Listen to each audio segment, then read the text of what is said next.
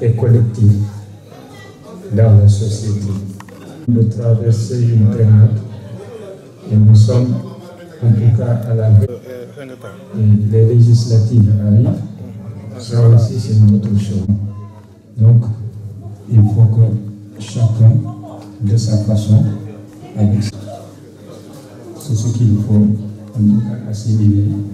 et c'est ce qu'il faut comprendre aussi que nous informations. Aujourd'hui ça nous touche directement parce que nous faisons partie intégrale de la conférence.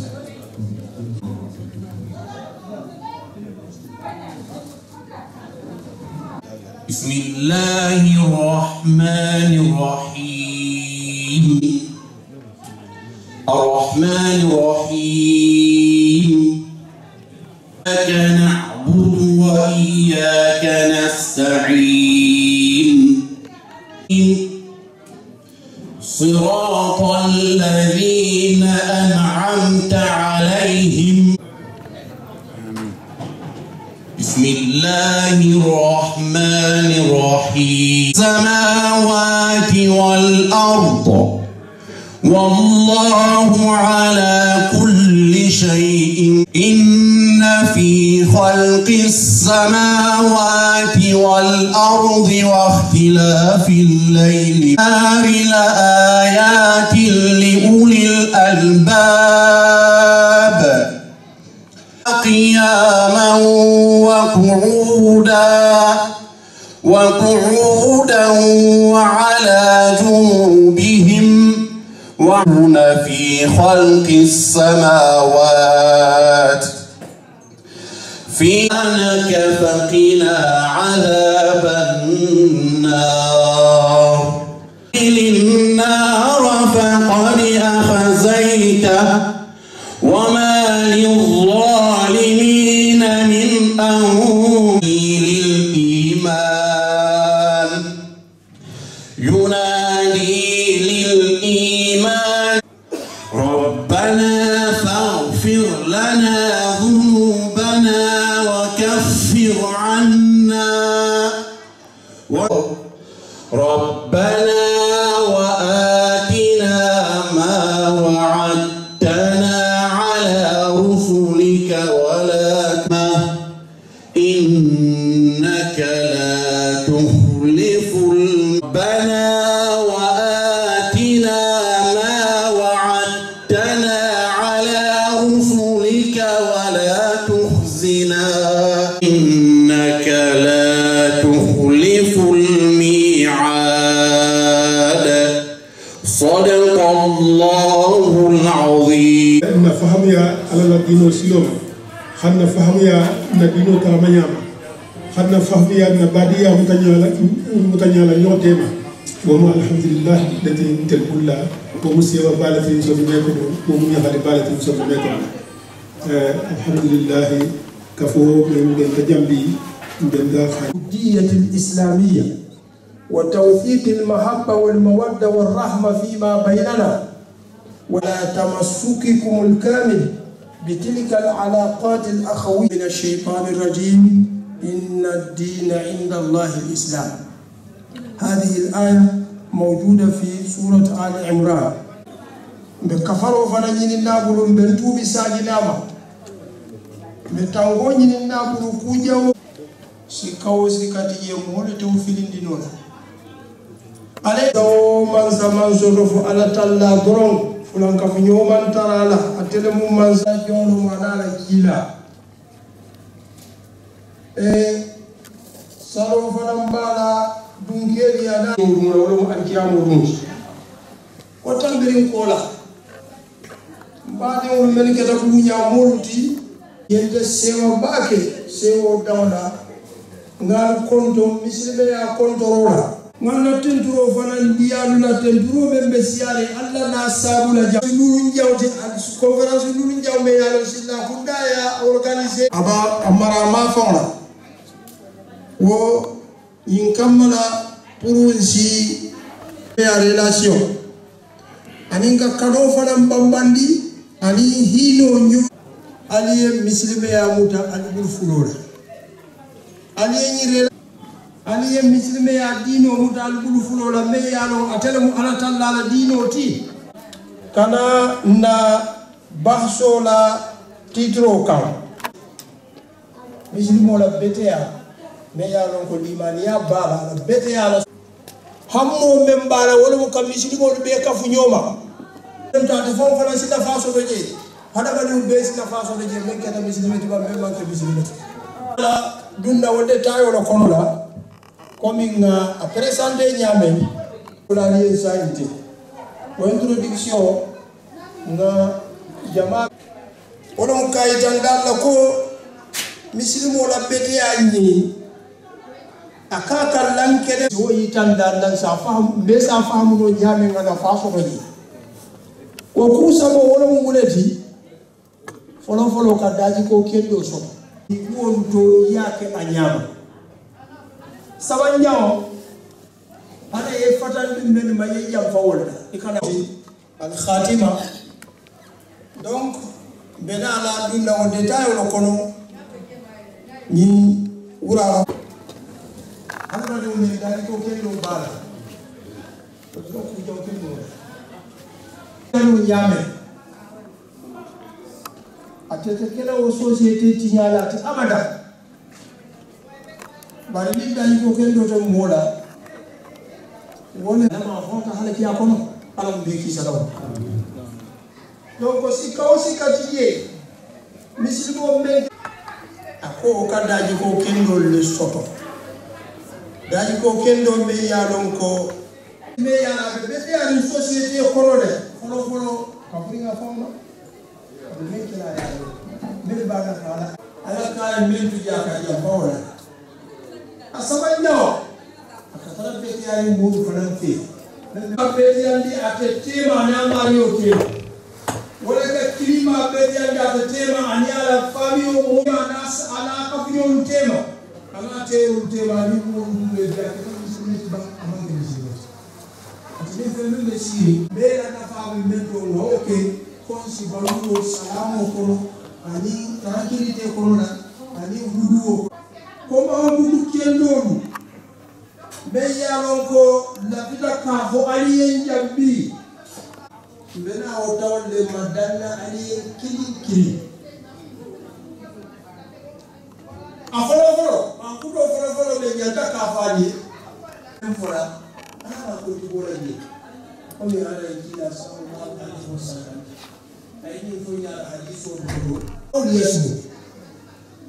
ako moben to ndi ala tallama ani alkiyama lullama to ndi to farayaro ka ko ka be dal sikatije ko ndido kumala ka ke herodi ay ke tojati nindu wote mula afala moye ita kuba fala meyano mote na faso ko laji ila ode fana mu ala batoli badoli o mira ka ko mi nyina je ya to jito ya lo no jito ya tete ibe ala le batu kanje parce que akoy ne membe bulle nakata herode molsi na faso de a fo moni na faso nindu wote mul ya da fermi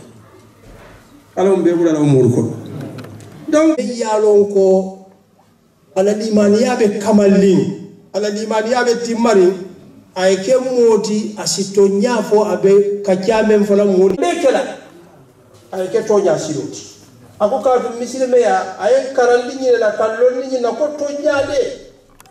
afula nyaw atele mi fewo fananti me yalon ko atayo jana bainama tonya tano komi ala lankila ya bangen ni nyame ya fonye nyame ala hadiso doto iko ala lankila ba sallallahu alaihi wasallam ay ila aljanna وما يزال الرجل يصدق ويتحرى الصدق وإياكم والكذب فإن الكذب يهدي إلى الفجور وأن الفجور يهدي إلى النار عند الله كذابا الحديث ني بيالونكو سكتا يقول لنكيلا صلى الله عليه وسلم wole wajibi ya talimani to nya fo ako ka kun to nya ako ku kendo fana akambo kandandi aljanna ma tefutan aljanna abaja ndila ka nyini hanfo isa safi ya bulandito de to nya dama de fona to nya dama lo be bulala mo ko akawo futa ni budawo ujawa dum fana ka mo futa di jahannama le ba alo be kisa banda ba mo je ko jalla ni na be kisa ai ko ali za ko ni wo ko ala kila ba sallallahu alaihi wasallam ai ba اصدقوا إذا حدثتم وأوفوا إذا وعدتم. إمام أحمد لا يقول بن حبان. يقال لنا إن بني صلى الله عليه وسلم من أنا صاحب البسطة مفنانسي أرجع له garanti alien. Oku woro omumuleti afolo fola ko nali kuma taliye to. Amarja no garanti wo mumbe. Akal sal nyato fanan tank ta memba nyata sembo watalon beki salon bainama ala talla fanayi fonye ala akatel mo wo men tongon dita ala talla ma akali sisila ala nya aliye ketonya aliye ke besura fu tawbale kono aya keme aya tan ani kono lahum ni hayatrai ala to nyandi sondama ako donu kena hiru wala be sabula mislimo membe tongon dita ala talla ma akake tonya volale ti akatonya la sika mantora wo mu chansile ti chanso me yala warta baki ale ni ale mo ke wo ay kem woti me yalon ko abuka akakemo no sone yari wulati ate mo nenna direz terendila akofana ka fo nyanta ni muli tawo nyama ka tu wo o be sura fusilati de konola aya tan sabanin nani jani tan sabanin dudu mislimo me yalon ko positivismo bala ave mila na toujours ete kunyi maka ya jube e o resulta e ko jela membe o ke teri ya me ya ko jalle ndi ya wala ko katinya oso molu farante oso to la fo molu men ya lon ko sansiba bela Qur'an jim fanan fonya aya ko tan fanan to sura ko tan kono la sallallahu alaihi wasallam أكاي لو كنت فظا غليظ القلب لانفضوا من حولك لا يا ترى كده مولتي me yalo ka ko kole yandi moduma isondo mo be jari kos modu fe akay do ni bebe jensen ne be plage vital ni aju be halin na société ko mo men sangara tabaji mo ka jam fara le ika jamfara sangara ba man betea akira kusiya bande tiya foy mulu mudari nyoya iba ka lebe ka fula nyoma nyame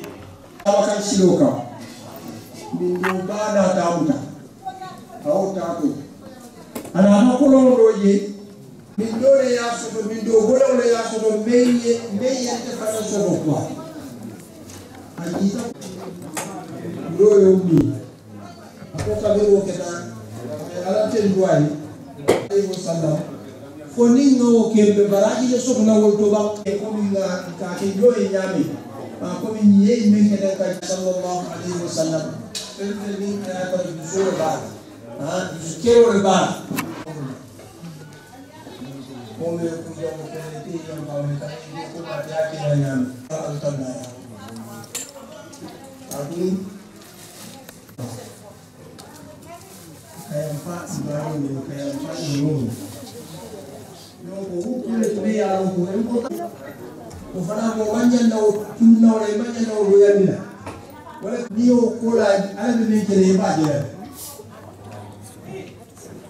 alo donc ayi wajibi ya muslimu wa me ya ko isere ka idika ko ya muta ka fi di bana ani mo le kayam fa murma ko mo ne me ale ay jamu bana wo fara ko mo dibi alu be garu وسورة آل عمران قرآن آية كم آية 89 ولا يأتل أولو الفضل منكم والسعة أن يؤتوا أولي القربى والمساكين والمهاجرين في سبيل الله وسورة القرآن آية 1 المسكين ولا نقول من يالوكو هجرة على نسيوكا إكايا إيانتا ينفعموما akofo atelo alibanda fi na bamale kafa wakali alifanaku banzale tibia ko kafari manso ila manso ko anata hadiso fanato nyame hadiso me alo Imam Bukhari Imam Muslim ya filla ko tumamen na daus arabo la kabilo dolom ay so ke ala ya marola nana kiya ya ba o kimbe ko ne ka fa tu fayi de na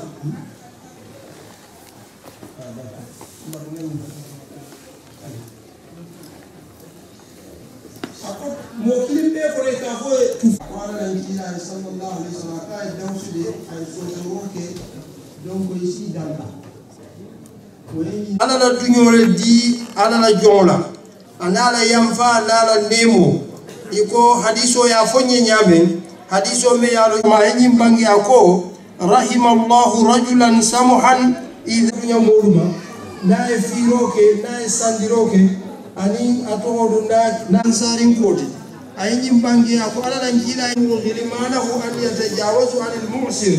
qala Allah azza wa jalla fana ayim bange ayim fa mala kila ayim bange sallallahu alaihi wasallam ye doya ko mori nyami nyoya aketa mo refana dime ya ko be sone ya gulla akaje den tan hula maya tawola katan ko kera ko dongo alisi yam fa mo sunatu alayhi wa rahmatullah ay kene ay tan sabani dani jaw o menje ten ako manke keji me ya ko muskilo be momen na muskilo be forbe o manke mo men ka famu tano bisugo tumoto iko ana tankila na hadiso do nyame hadiso me ya lon ko Bukhari le ya fi ako ato mo to kole o manke mo ti be ka mo ko ni de ako bari mo to kole mo ti be ka fa bisugo tumoto ka kesumandi nanti kela ke yayi keme yalo ko atele ka seitara atogo situation luma anaka fitino lu fana kalmendi ani nyoso membe mu tema ko kalmandi akol kalmendi e bi ala la nyoso talim do la nyo ako ala la annabi mo sallallahu alaihi wasallam kai si yamari nkila kai sallallahu ala la nkila yimbangen dingi hadiso do afolo hadiso me yalo ko munano le ya filla ya mutasalman ma bin sallallahu alayhi wa sallam faja'ala ihdahuma tahammara aynahu wa tantafiqu awdaju law qalaha la dhahaba anhu alladhi yajid a'udhu billahi minash shaytan sallallahu alayhi wa sallam ayim bangen ni nyala hadiso dodo e boro me woko ako chefula lo yone ala lankila bata sallallahu ala lankila bata ta sallallahu alaihi wasallam ako e sikate bento denga kalimu mina shaytanir rajim ni kusbota yedin fo akaga kusbo sambala Abu Dharr al-Ghafari alamu ana dunya lama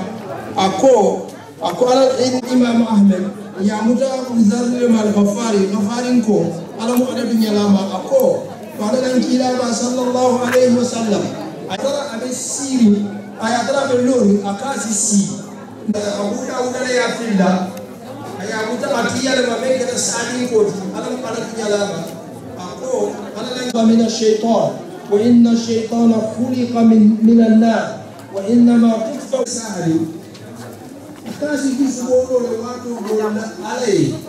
masala ye uke ala kuota mambetia asali kufoi kan kuota ya bani Allah alaihi wasallam izwe beka hono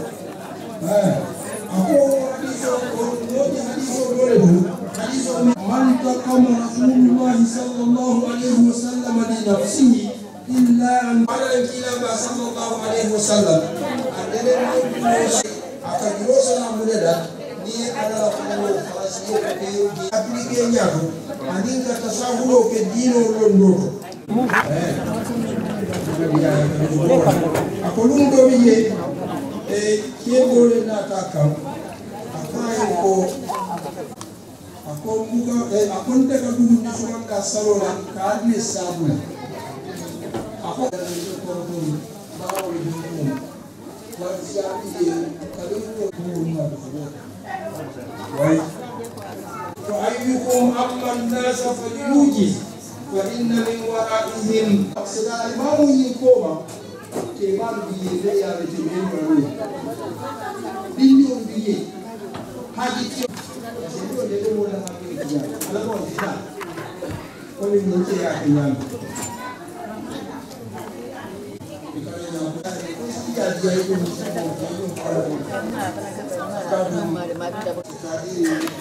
kaija dia ni kanika deli yofe aninka sama ke yoe ko muka atoko dun kanoa ko agency di alda mountain fanamu société di men kata hadamadi ya société di asinyomta isinyo horoma isinyo bunya di atoko dun kanosi talantel ko ana ba kila hadisi o bidami sallallahu alaihi wasallam hadisi ya imam muslim ya filla aku ala annabi sallallahu alaihi wasallam ayi bani la tahqiranna min al-ma'ruf shay'a walau an talqa akhaka bi wajhin talib como de corruption kila différence la même warata c'est-à-dire société tema société me yalonko akeda misilme ya société ti alim société men yalonko yen mangudo sey nyaw ko mo fama jigo ye fama jigi inyori ibadi asu warum ala de tas akoni hawla ma ya ta muslimo ma men yalon ko ala limani ni ayo ke aku ala fama ke ba ni ko ta sande ni o kala si ko ta no bamandiro na ta hadiso dole to alhamdulillah illa rabbullah ko mo ma famma ji ala ye fo ala si bari ko ta sam chaque fois que ye famma ji ala ya filla ayawta atoro annabi mo famre ma sallallahu alaihi wasallam ako inna allah hanifo atoro mo kilin kana wasu mo kam mo kilin kana to nyandiro ke mo ko ten kam ako muslime ay muslimo sule ka fo ye famma ji ye idam bankur sone andi moli ye samaha ke moli hanfo annabi mo fantuma menna akatambi dinni ulla aya tara wol betulungam akake kontonne aya fama jihiye iko alamu ala dunya lama ako ayijin finkon ko lumdo atambita dinni ulla aye konton ako enko kana an-nabiy sallallahu alayhi wa sallam yafiki na fura dinni ma aye tara tura shi konton abukata doliti ala konton Zega barangin foroba iko anata atobu hadiso kunyani hadafuda anachira bayi bayi la hasada illa fi iknati rajulun ataahu Allahu al-hikmata wa huwa yaqdi biha ya mudammas'ul dimul alam arabiyana ako ala lanjila yin ko hasiyat janyabo nyabo yeso na flori aya dépense ko yasiro ta kidi dala aya londi ni bana ibo ni ya ko ni mo fi ko siya bo ni ni ya lo ko ni siya di ay ni mo ma ko tawti ni ya lo ko siya ni ni na asaba ala société ko na bara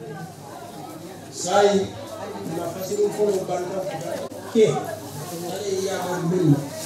ko fara bade yo nisleya ay ni misiko ko fujaru ko diwa ko uto baya banda ben na ba funan la ko wula men kake ana fa mo wula wala kam betiyari à la société comme là nous si bara positivement siro fali kili afolo folo folo ye inyo ke fulu ke ni ana fa fala na fala ne barata muslimo benna muslimi ya sahel wala mu modi ben furuta muslimi ya daji ko kan na yin ka ben amul nafa société ni ko la alika ko amegen da muslimi ya daji ko le kan daji ko me ya muslimi ya principe la principe me la ko ya kana ni ko yo kamu ya manaji bao Nino bao, ina bao bedia information o fana na ta ko aro ko Amerika ala ba wala ni ayo ni siko siko jogo ero yo ba inyo misimu inyo hada da ni o kata misimu na ba misimu tana diba ni hero le ta ya fana me ya no kala misimu ya be sahani o fe ko so na ya ja ka hésiter ka kele tout de suite inde ya fi la ni muslim وعلى الانجيل صلى الله عليه وسلم عين بني كل يوم تطلع فيه الشمس تعدل بين وترفع له عليها متاعه صدقه والكلمه الطيبه صدقه وبكل خطوه أبو حديث إمام البخاري إمام مسلم صلى الله عليه وسلم عين بني ودنور كيلو ibi kewode mala ala selenka feo kam ibado ni lawo kam ibado duro fananta lawo kam ko fara musalati ibe kuma dima fulai ko fara musalati ibi ani alki ni ko da ni ga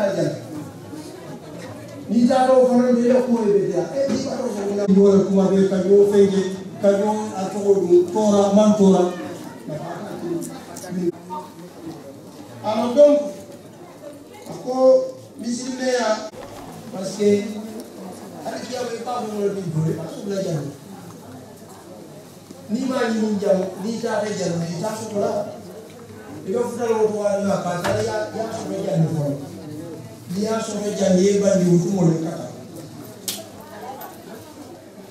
donc baluo me ya ta société la baluo ani baluo me keta dino baluo ani haramadi la baro haramadi me keta mislimo e dino sabula ako be mu haramadi c'est-à-dire que ba ke ko de muni ka essayer toujours ko monter au gara ka essayer toujours même de la société ko ite bo damane ka toujours ni jere ko ka to le ka de monsieur le maire, le député maire. Donc, comme à l'accoutumée, chaque fois que nous nous retrouvons ici,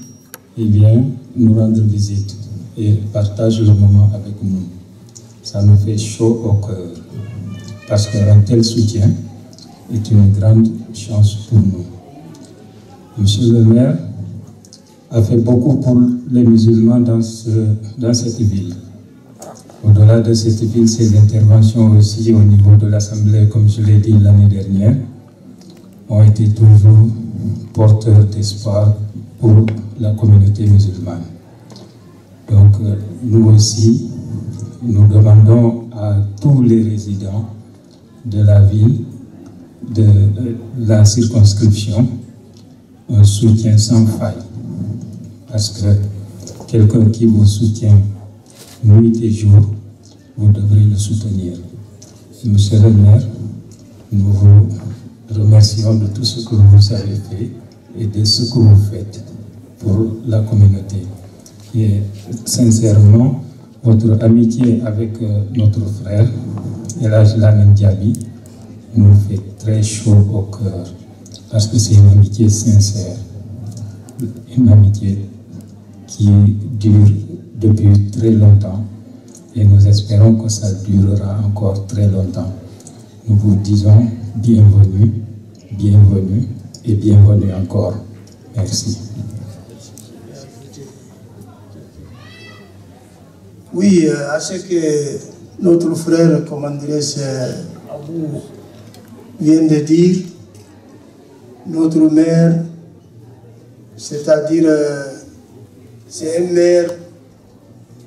qu'on ne peut pas trouver son exemple en France. Car dans notre ville, là, ici,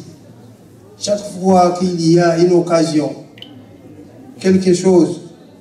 il est toujours là, à côté de nous. Ça, c'est quelque chose de très important.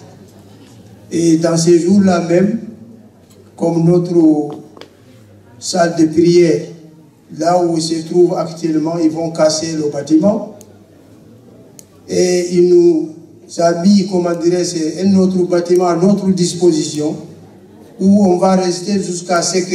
qu'on construise notre mosquée. Ça, c'est quelque chose de très important.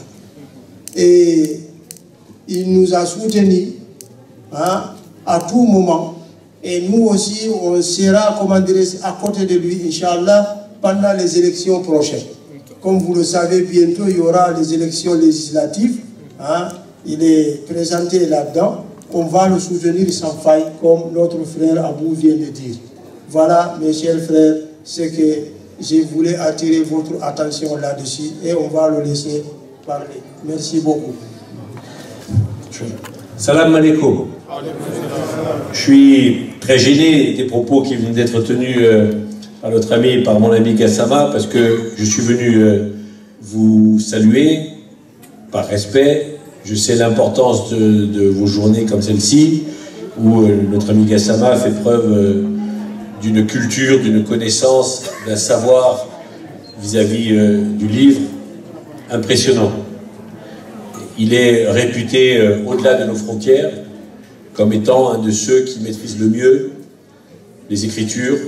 et qui est capable aussi ensuite de le retranscrire à tous ses amis, et je sais l'estime que vous lui portez à juste titre. Mais vous avez dit que j'ai toujours été présent auprès de la communauté musulmane. Oui, mais pourquoi ai-je été présent auprès de la communauté musulmane? Pour deux raisons. La première, c'est que Sarcelles est un laboratoire vivant, selon moi, de ce que doit être la laïcité en République. La laïcité, c'est le droit de croire ou de ne pas croire. Et ceux qui croient doivent pouvoir vivre leur culte de la meilleure des manières, et on doit les protéger. La laïcité doit protéger les croyants, doit protéger les fidèles. Mais pour protéger les fidèles et leur permettre de croire et de vivre leur religion de la meilleure des manières, il faut bien que les élus et des représentants de ces communautés capables d'expliquer ce qu'attendent les fidèles. Moi, j'ai mes propres compétences, mais qui suis-je pour décider à la place des musulmans ce qui est bien pour les musulmans? Je n'ai non seulement aucune autorité pour le faire, mais je me refuse de le faire. Donc si nous avons pu faire avancer les choses pour la communauté musulmane, c'est parce qu'il y a en particulier des personnalités comme notre ami Gassama, qui a été capable d'éveiller la conscience des élus et de leur expliquer ce qu'attendait la communauté musulmane. Et que m'a-t-il demandé, mon ami Gassama, depuis tant d'années? Ce que revendiquait la communauté musulmane à Sarcelles, c'était bien sûr des lieux de culte. Nous avons mis à disposition des locaux. Et encore une fois, j'ai décidé en tant que président de l'ANRU que le local dans lequel se trouvait l'association Amis n'était plus décent et qu'il n'était pas digne pour la communauté musulmane de prier dans ces lieux-là. Et donc j'ai financé la destruction du bâtiment. Bien entendu, en finançant la destruction du bâtiment, je finance la reconstruction du lieu de culte. On ne va pas mettre les gens dehors. Mais en attendant de savoir comment reconstruire et où, je vais mettre à disposition, la visite a été faite hier, un local que les musulmans de l'Amis avaient réclamé il y a quelques années.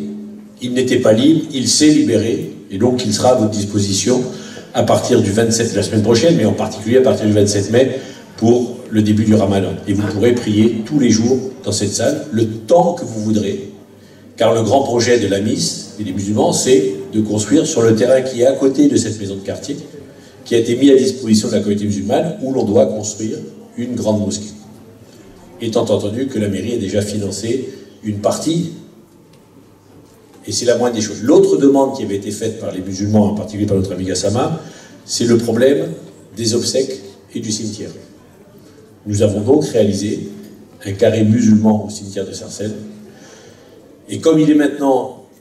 très demandé par des musulmans qui ne sont pas que de Sarcelles, nous avons agrandi le cimetière, et nous avons fait une grande place où on peut faire la prière à la fin des obsèques. Elle existait avant, nous l'avons agrandie car il y a de plus en plus de monde et de plus en plus de musulmans qui veulent être enterrés à Sarcelles. Et puis enfin, il y avait bien sûr l'abattage rituel. Et là, moi je suis fier aussi de dire que Sarcelles est la seule ville d'Île-de-France, pour ne pas dire de France, qui depuis maintenant 2 ans met à disposition, dans le quartier ici, un abattoir mobile pour permettre le sacrifice rituel en respectant les règles religieuses et les règles d'hygiène. Et à Sarcelles, quand vous commandez votre mouton, vous le choisissez, le jour de l'abattage, vous venez, on vous le montre, et 7 minutes après, vous partez avec la carcasse sans avoir quitté des yeux le mouton. Celui que vous avez choisi, c'est celui qu'on vous remet 7 minutes après, et vous avez le droit de voir du début jusqu'à la fin votre mouton. Vous le voyez vivant, 7 minutes après, c'est une carcasse, et vous savez que c'est le vôtre, parce que tout le monde sait que parfois, entre celui que l'on commande et celui que l'on reçoit, il y a quelques différences. Il a perdu quelques kilos entre le moment où il quitte la ferme et le moment où il arrive dans l'assiette. Mais c'est comme ça. Donc nous avons voulu faire les choses pour le respecter au maximum. Et vous disiez, mon ami, que j'étais intervenu à l'Assemblée nationale. Oui, sur un sujet très sensible. Très sensible. Certains, en France, et en particulier les écologistes, considèrent que la souffrance animale est un sujet, et donc qu'il faut interdire l'abattage rituel, car il faut d'abord assommer les bêtes avant de les égorger. Et à l'Assemblée nationale, nous avons mis en place une commission dans laquelle j'ai participé, et moi j'ai expliqué comment on faisait à Sarcelles. Et les gens ne savaient pas que ça existait. J'ai dit, venez voir. Et nous avons auditionné tous les grands responsables de l'islam, de la communauté juive, qui nous ont expliqué que si la bête est étourdie avant d'être égorgée, alors on ne respecte pas le livre. Et ils nous ont même expliqué que la manière dont le sacrificateur doit égorger n'entraîne pas la souffrance pour l'animal. Et nous avons réussi à empêcher une loi qui devait rendre obligatoire l'étourdissement en France. Ce qui veut dire que si on faisait l'étourdissement en France, il n'y avait plus de viande halal en France. Vous auriez été obligé de les acheter ailleurs, dans d'autres pays, sans pour autant avoir la garantie de la qualité de la viande, et surtout, ça allait vous coûter beaucoup plus cher. Donc c'est un sujet fondamental. J'ai d'ailleurs découvert à cette occasion, et c'est une des raisons pour laquelle nous avons fait en sorte que la loi ne place pas, il y avait le respect des religions, parce que nous on considère qu'on ne peut pas dire qu'on est dans une république laïque qui permet aux gens de croire si on les empêche de manger de la viande halal. Si on est en laïcité, on a le droit de manger halal dans ce pays, comme on a le droit de manger kasher. Mais j'ai découvert à cette occasion que l'Arabie Saoudite importe de la viande française, car elle est de la meilleure qualité qu'ils puissent connaître. Donc et les agriculteurs, quand on leur a dit qu'on allait supprimer l'abattage rituel, ils ont fait des manifestations, car ils gagnent leur vie, principalement avec les musulmans, et un peu avec la communauté juive. Donc c'est des sujets à l'Assemblée nationale dont je m'occupe.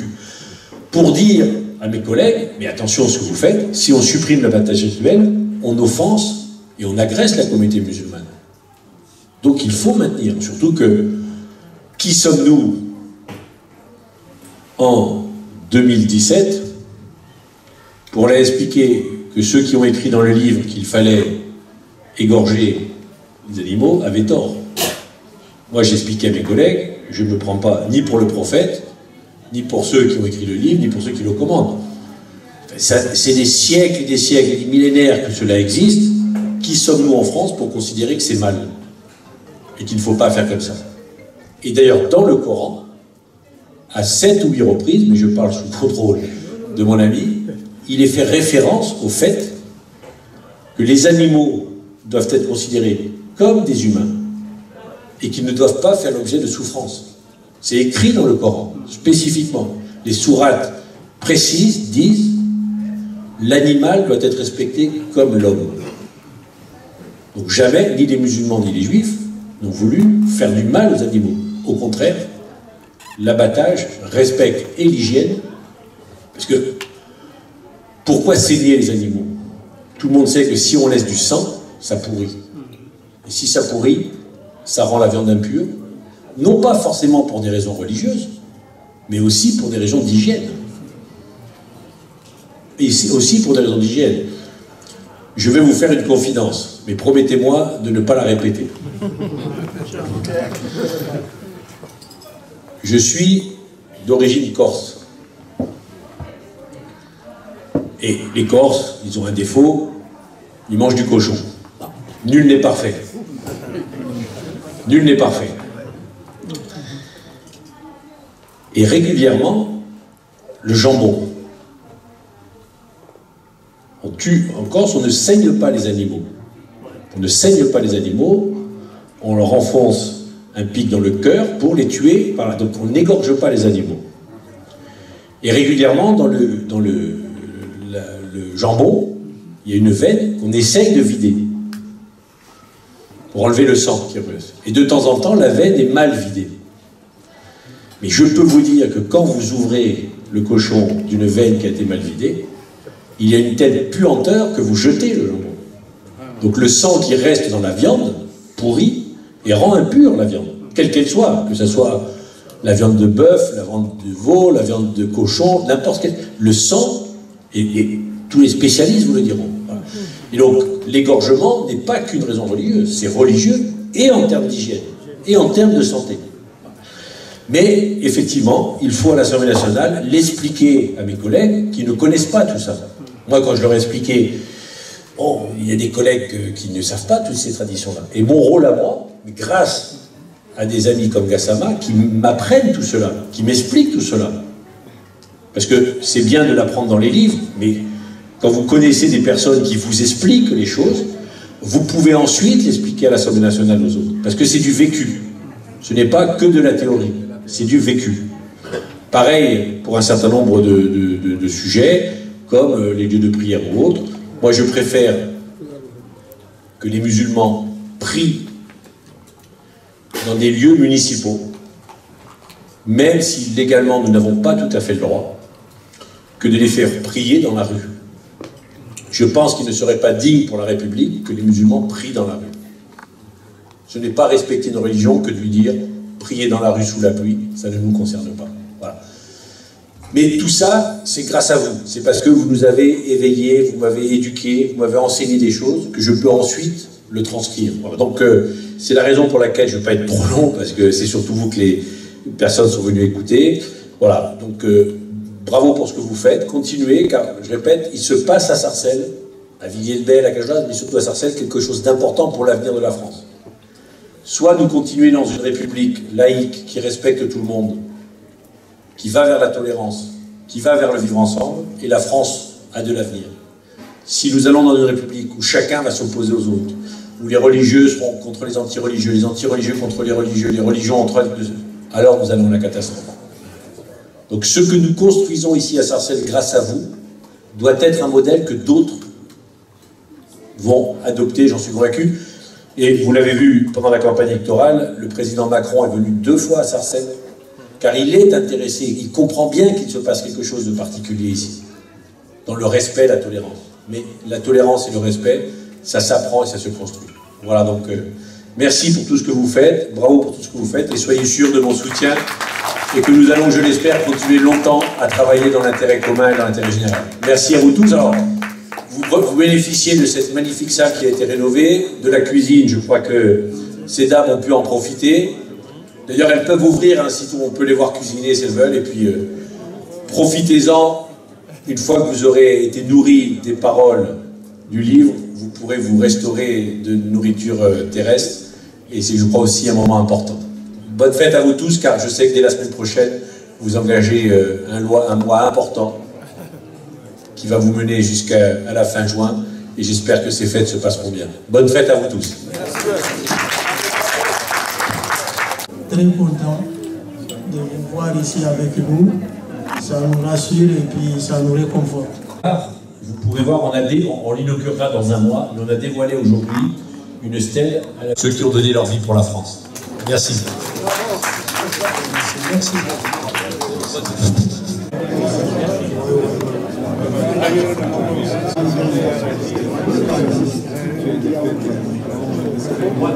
Merci, au revoir.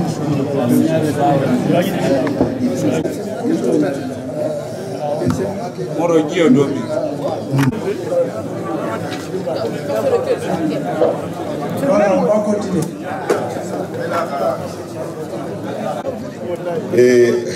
Une seconde. Yalong tambita jang alfaal bin bebi jang anin karanna munan ton ngel manifester ta jang ni to di jara yem be kili mo jelle be ni salo ko wala dularo ko laftam de manifester ni a jen ton muka penkem be ara ko no man do minka salo soto man sakunda bu ko nero te musukili ni samedi tamina bonno je wokola mbukaje mu alno ke nin ka nyonyoje nka ben masade ngire da bembe la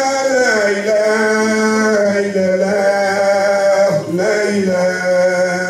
illallah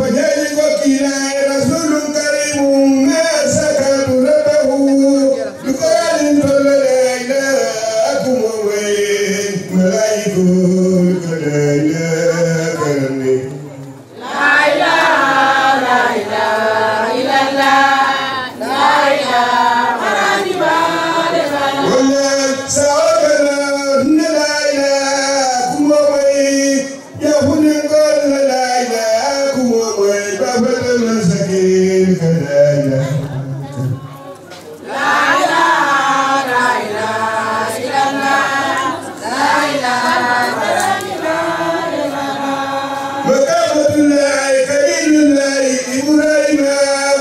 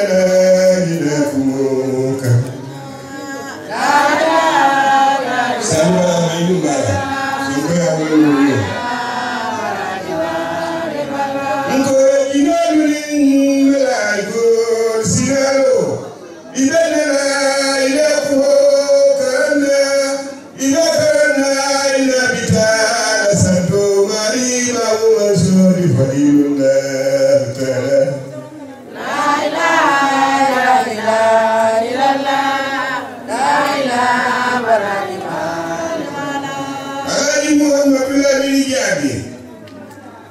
yaban ke min be ki yanga jama moy bi man satala ko e alquran ko litunjira bihi wa dhikra lil mu'minina ittabi'u ma unzila ilaykum min rabbikum wa la tattabi'u min dunihi awliya alqalakum muhammad man tawli qalilan wa ma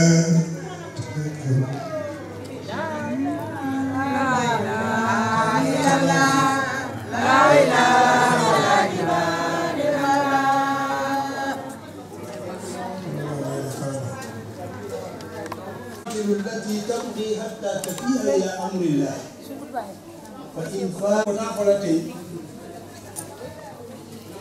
فتنا فعل دانو لمعين فجد يكون من توبي فلا تكير والذي وكي إتهما إنها يتردو أنت يسجد ولا هي نوتراليزي أكرا فجلو بلي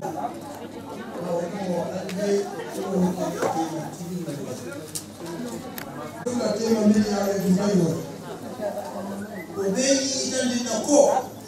kafulu hoke mofuna tema mbele walita hadiso me ya imam Bukhari imam Muslim wala ya filla donc hadis authentique Muslim bono ainsi de suite donc ya mutaibuna baslema no abi Abbas Sa'ad bin Sa'ad as-Sa'idi alamu alamu yalaba ayini bange yako balaghahu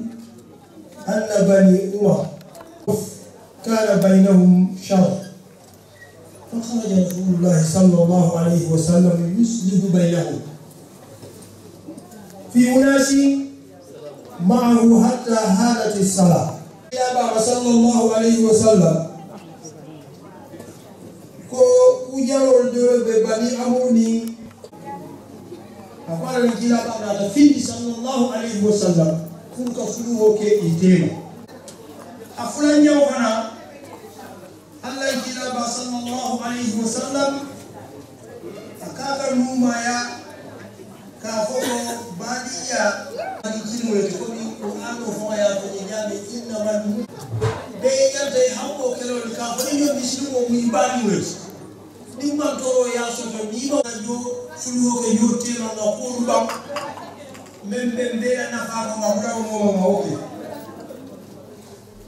ako atataw nyale sahibo tataw nyaya ko lu ko la ina nabi ko bana ata isukusuku wole kam ke ankura de yo baro ke yeso nyoma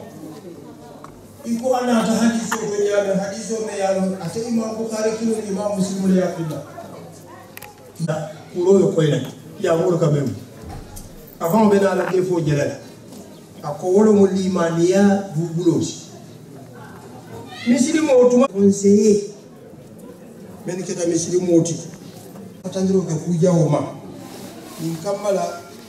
kondo dia ko be darin koti alamu alamu nyalama ako ala lan kila ba yin bangi sallallahu alaihi wasallam ad-dinu an-nasiha qulna liman ako imam Muslim le hadithu yin fillah ya mutabiru qayyalama bento mutamimu ti awsi dimma men mkayen ko ubekela ko jumale akaya bekela alale anala kitabu anala kila lim mislim man ko be ke atodum kunyimmala kafatandiro ko kujaw ma ko ka mislimo jorde mislimo menke ta tonya ko lati ka atodum mislima man ko dumata dunyani أيت أمتي طهاب الظالم أن تقول له أنت ظالم أكو حديثوني بيانون كو إمام أحمد ليافي أجي نقوبي إني ينمان تو مولي بسيلان نتوني ندير لا نيا كتونيا فايل أوروبار وي ها وي يكو ديال ياتوجي wala be sabula onte ako manke felti mensi arje nakasiti o manke fem fananti men yalo tankila al hadiso to nyame hadiso men yalo ko imamu tirmidhi la yafinna anna ahadakum rahbatun nasi an yaqul بعظيم فإنه لا يقرب من أجل ولا يباعد من رزق الله عليه وسلم أيم بانجي ko mol silanya kanali do kilim bali ayeto nyafo nyata ka tunko e wote siyo suti yandila ate haraje faran jam fandila kataran kila ba kan sallallahu alaihi wasallam aya tara be mimbaro heti ala katatu be qala sallallahu alaihi wasallam khairun nasi aqra'uhum wa atqahum awsaluhum lirrahim kila kay sallallahu alaihi wasallam mo be fi samante wala muy be karanda wa amana ani be ala yasilanna ani be wakatambi mo be la alaka choklo ke badi yala katambi mo be ni mo be be tabata wala mo kata kuran to fana konto misilimo me yalon ko aketa en kontoro ibadi mo yey ben keta misilimo ti ayo konde ka wajibo no mutindeli handi ayatara abekela ko ala kila ba sallallahu alaihi wasallam hadiso me yala ba fara je ko at'imul jayya wa hudul akalis konko to dumuni mumkin afulan yawaleta kura hadiso ni bukhari ne ya filla ikwada ta hadisa ko tan falal to hadiso me yala te bukhari kin azimu dingo alamu ala dunya ne fuloma ako amarna rasulullah sallallahu alaihi wasallam bi iyadati al-mawrisha as-salat akwala nan kila bayi ya mari ko ngata kuran to konto sataran kiya to yema be ala janaza ala bade to ani ibade wala musaban jawti anani nyaw wala mo me ye kali ka barindi alu wala ngulu jawti ya woro nyaw ye atoko dum e ngata do woro la wala ngata ko kodalla e kana fa no ni atara lo juru man tara ye tawbe mu ta aka kanona duwarte salamu bula mo bema ko mi ngaje nyami ma arifu to man lam ta'rif wala kanona na tela ni mo de bula la nyol wala kalandi principe kan bien kalandi base kan bazo me yalo surtout misilimo le dunya jani alkiyama dingira me misilimo e abadi ukam aya nyini ngabulla kafoko wo mudanna tambi mo golati e fi aya fawle fa tonye ala hadithu riyami sallallahu alaihi wasallam hadithu imam muslim ni imam bukhari da afilla wa sallam ayyim bangi haqqul muslimi ala al muslimi khams wa ijabatu ad-da'wa wa tashmit al-atis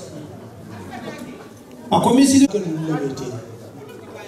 hakko folo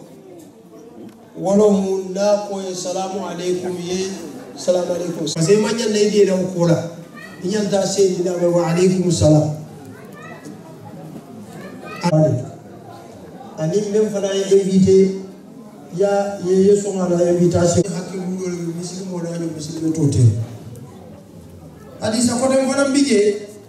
me yalon ko imatiya ya buna adam maritu falam ta'udni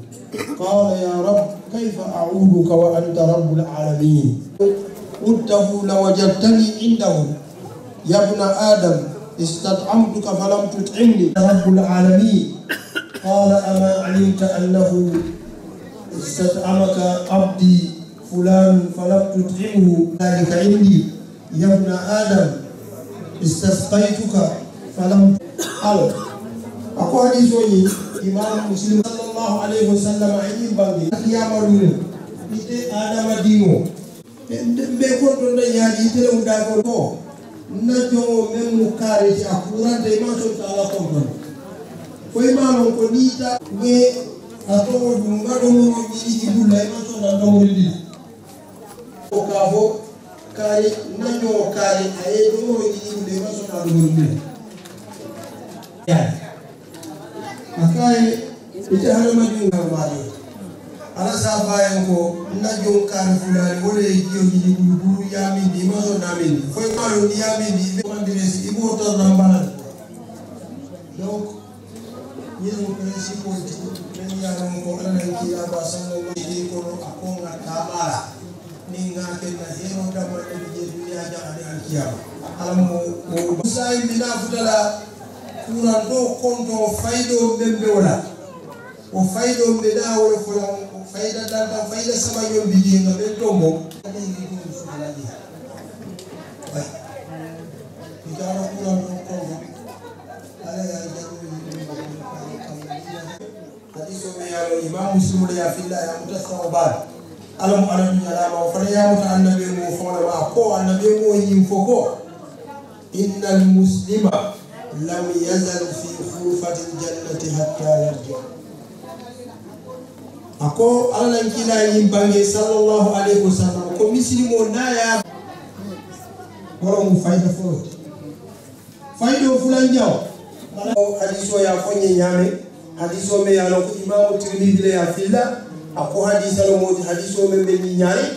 afala ya muta aliyune ma sallama yaqul ma min muslimin ya'udu musliman ghudwatan illa salla alayhi 70 alf malak hatta yusbiha wa kana lahu kharifun fil jannah ako hadisa lo be nyata ya muta aliyune ma alf jalama ko akaye kila ba moyindi sallallahu alaihi wasallam ba fala ko muslimu malaika tamurula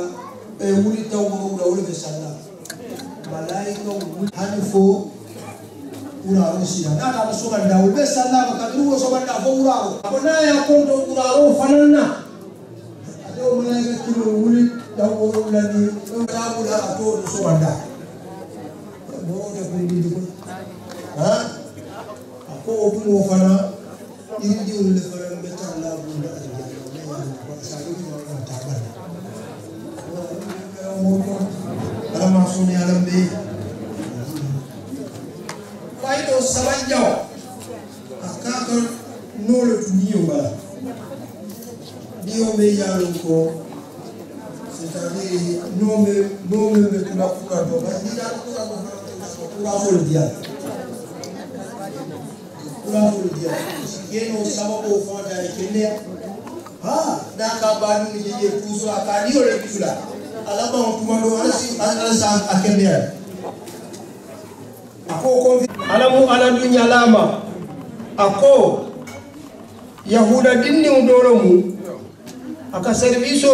kenki makata konto afutari unje asita akunto mava akaye ha fa akaye ngo abal qasim e men foya bulado mat sallallahu alaihi wasallam ako tentobe ala me yaron ka dinni ni kishin didimba alwala kada da kiso sababu donc ni jada je fara kebe duwa fara kala wala muslimi ala adabu ko si kaw si kamantara ko muslimi mo men keda muslimi hakka mutina tata ala tariya ko même fana bete yara duwal men yiyante kala wala betta da sunno ko na ko aro daji pulla a folo ko min yibe duwala folo e kasiya ko mo do ma ko dum mo men tanga ma be dana faydo dum fayda fulan jaw ne yaro ko ma be dana ne kata kabis kasari yaro ko kata bula kabo ko kata badi قال الكتاب صلى الله عليه وسلم الى امام البخاري امام مسلم ولا يا في الله يا ابي هريره لما قالوا ومن شهدها حتى تدفن فله قيمتان تا abani muslim wala janaza do han fo isantama adanta wala manta ka koy ya ma beta ato ka salia mama beta kadala kaburo fando ka bale akotu ma kirani fulan so ya ran kila bani uru ko be me baraje ko bara me woni kala kira kilo woni kala ko kira ko fura dio jude jabal ko ci yafu moroje o de kunni dia wote kunni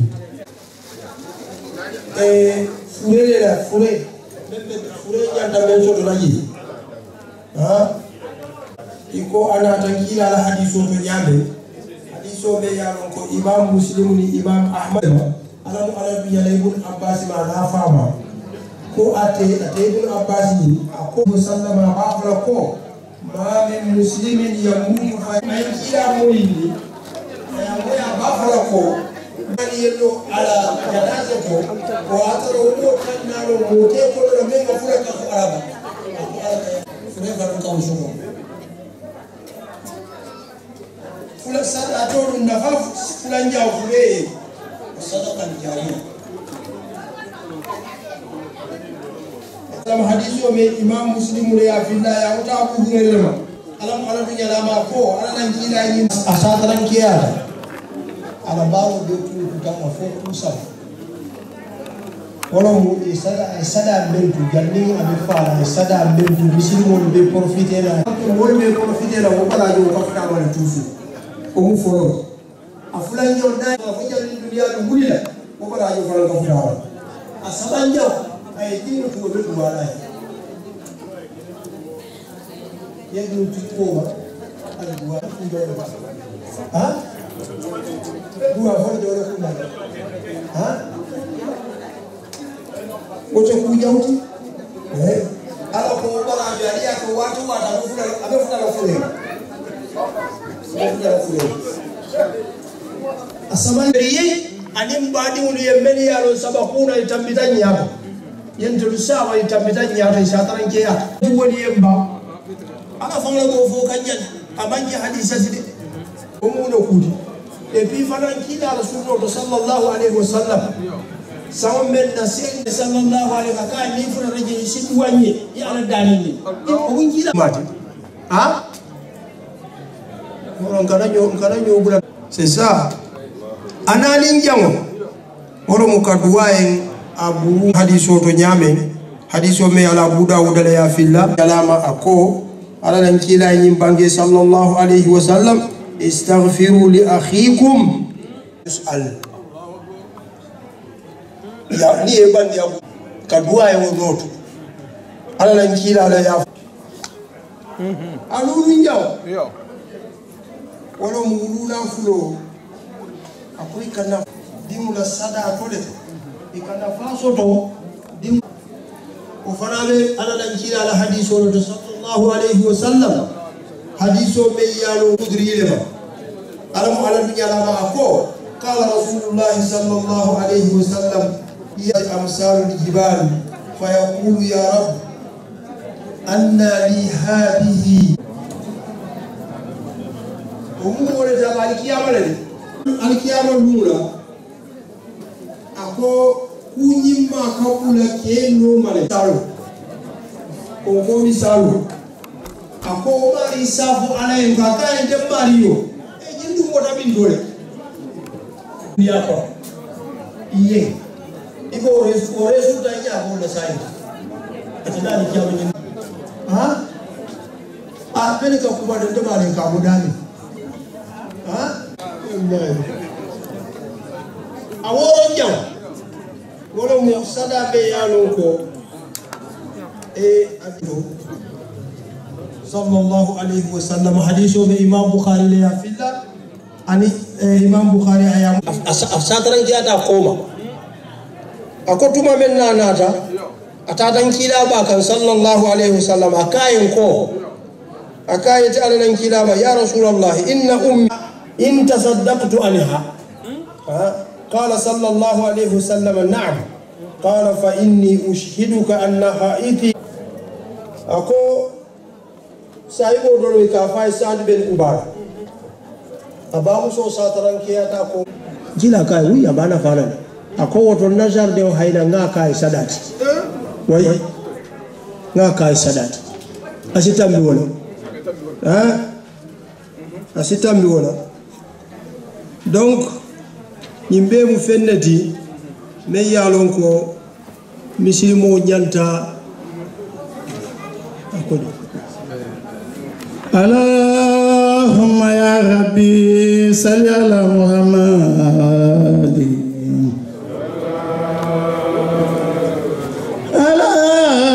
Allahumma ya rabbi salli ala Muhammad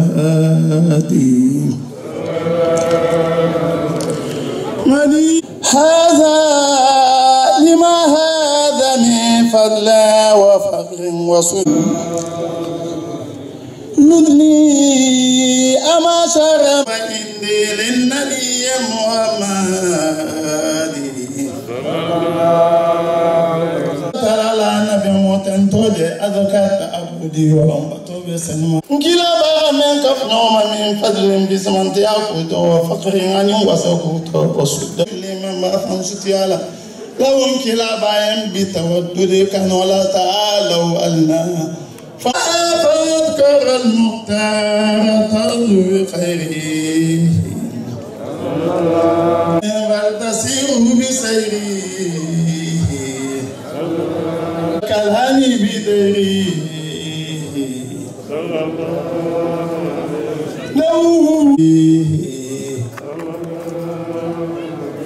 ومن ذا الذي يلوى هناك كأما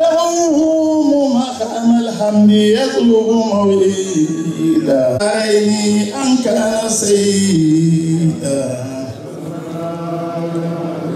لانيه ومن ذا الذي منكم مقدم ومن ذكري يالو بنيامين يقولونكم كلا أحمد بالغ الأولى مقام الحمد لله دنيا فيتلوون بين الوكلا موئلا ذليهم نكون كلا الصرد أنواع والبم نولتي وأيامه ولا تملكنا له لا والبم كان نولتي كما يلنا تما بداية محمد سبايرنا تما بداية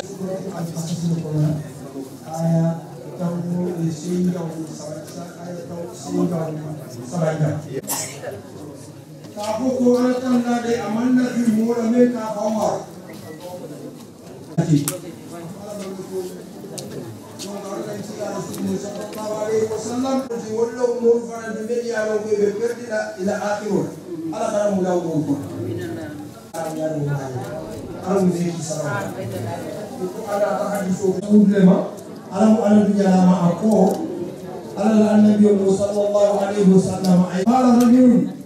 إن الرجل يحب أن يكون ثوبيل يحب الجمال الكبر أقول لك كده أقول موتدون الجنة من يالو مسكان ذرة وورد فايبكا شاهد كيف يالو كلافي على فارو النية على في الله النية على في النية مرورو بس كم أتكلم يركض في زيارة موت tela miro na ay moda hadisa ko dem bolam biye me yalon ko imamu sunule ya filla ya mutabi hulala ayukallimuhu Allah yawm al-qiyamah wala yuzakihim wa shaykhun zani wa malikun kadhabun ate yube da fanate fele la fa akoyan sangado ko kana ni bembe kono إذا على دعوة يتبدي كلا فأنت سيدنا هذا الفريق هذا بدي الباقر فقال صلى الله عليه وسلم وأفضلنا فضلا وأعظمنا طولا حكاية فرنسا وأنتم بقولكم أو بعد قولكم أن ترفعوني فوق منزلتي التي أنزلنيها الله تعالى وسلم فوق كمولا وكمودو كل يوم محمد تبي يالون كتوم كولا إكانا هذا تامو كولا بي بمبي كولا وني بمبي فوق أتكلم تدرو إمام إسيكا ako ni hawla ma ya tabis ako le sabu na kana sa ko lu mel ki bu ya moldi ten biyo me ya na ya ba ko he ko so wala ko ibu ka so wala ito me ya no ko ya filla ka na fi'il ma'al ya khairan nas aw ya ibuna ñine mu adodu jawdi fewlu mel ya no ko misilime kendo ñanta jam falela amanya na katala ñinula si kaw si katiji abe ni yo sotla al khatima nambandi yo ko la baxete ati misilimo ni keta munguno te ala société ko la ala limani abe kamalli yo amari si kusaba soto ko kendo soto man ko kendo lu men ya lo ayo do lu soto wala mu ni be ka modu pardonner ha créa modu ma ainsi de suite ko mu folode ka no ma ni ba fodo e ni badi ha ko mo de tu bisani la ala tallama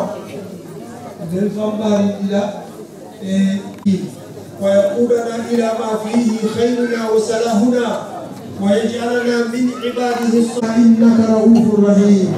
اللهم أصلح لنا ديننا الذي هو عصمة أمرنا وأصلح لنا ديننا التي إليها معادنا واجعل الحياة زيادة لنا كل بر والسلامة من كل إثم والفوز بالجنة والنار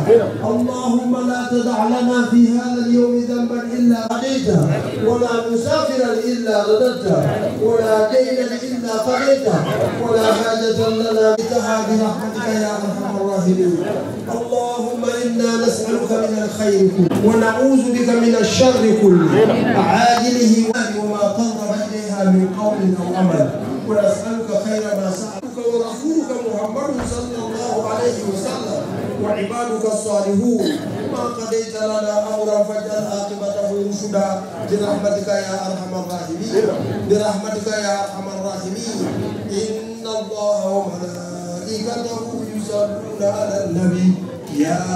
أيها الذين آمنوا صلوا عليه وعلى آل إبراهيم وبارك على محمد وعلى آل محمد كما باركت على إبراهيم وعلى آل إبراهيم في العالمين إنك حميد مجيد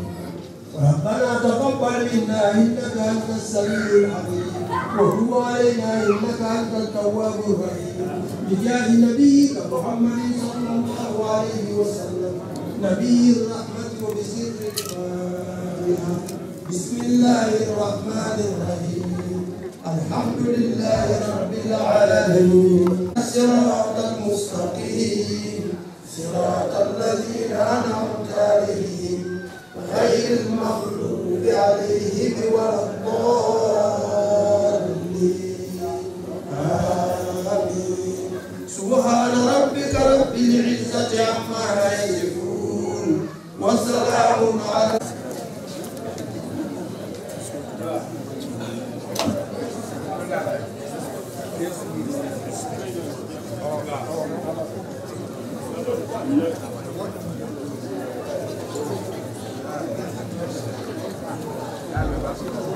Alhamdulillah na beuni lola wa tomina na bumo konla kankandala dia moma sotato se to nyakan nan ma kebu te a ko te son nan ta ko pasal mai no bai ngalo ni mu so ye ko sambana mu ko wa to ni tan ya ni kan